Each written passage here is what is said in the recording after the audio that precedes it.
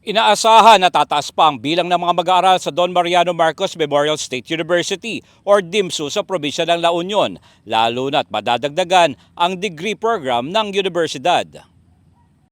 Ibinahagi ng presidente ng DIMSU na si Dr. Jaime Manuel Jr. sa isang eksklusibong panayam ng SMNI North Luzon ang patuloy na paglawak ng kanilang mga programa.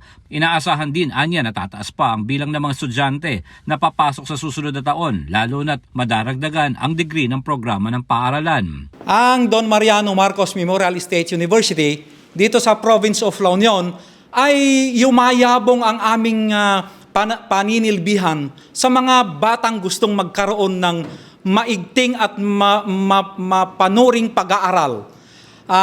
Sa aming university sa ngayon ay mayroon na kaming mahigit 23,000 mag-aaral and we expect that the number of students that will be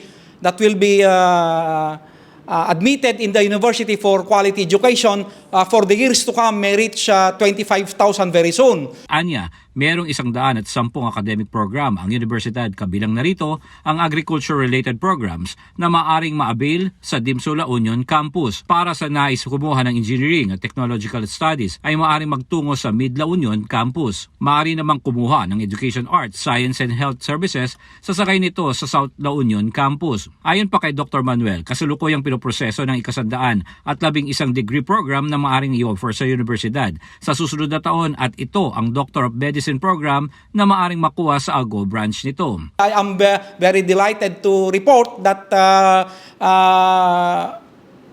the recommendations of the technical panel of the Commission on Higher Education are about to be complied, and we hope that on the first semester of academic year 2024-2025, we are already able to start the Doctor of Medicine program in the university. Maliban sa mga degree program, merong ding exchange student program at faculty exchange program ang DIMSU na kung saan ipinapadala ang mga estudyante at maging ilang mga faculty sa ibang bansa para sa karagdagang kaalaman kaugnay sa kanilang pinag-aralan na maaari nilang makuha. Kasama po yan sa partnership internationalization endeavors po ng university, kung saan po yung mga estudyante po namin, pinapadala po namin sa Vietnam, pinapadala po namin sa Thailand, pinapadala po namin sa Indonesia, sa Malaysia, and mayroon din pong mapupunta po ng University of Eastern Finland na faculty po namin ng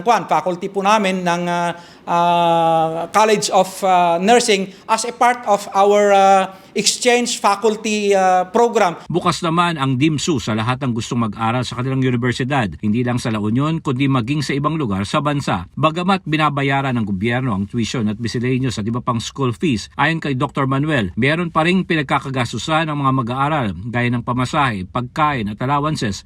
Kaya nananawagan ito ng partnership para sa nais magbigay ng scholarship program sa mga estudyante upang maibsan ang kanilang gastusin.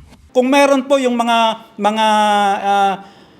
may malaking puso po na gusto pong tumulong sa ating mga estudyante sa pamamagitan po ng pagbibigay po ng scholarship sa mga ito at pagbibigay ng allowance po para po mapabuti at mapadali po ang kanilang pag-aaral, ay labis-labis po kaming magpapasalamat po na kayo po'y makibahagi sa pagpapaaral po natin sa ating mga mag-aaral dito sa Don Mariano Marcos Memorial State University. Ayon kay Dr. Manuel, good quality tertiary education ang ipinagkakaloob ng Don Mariano Marcos Memorial State University.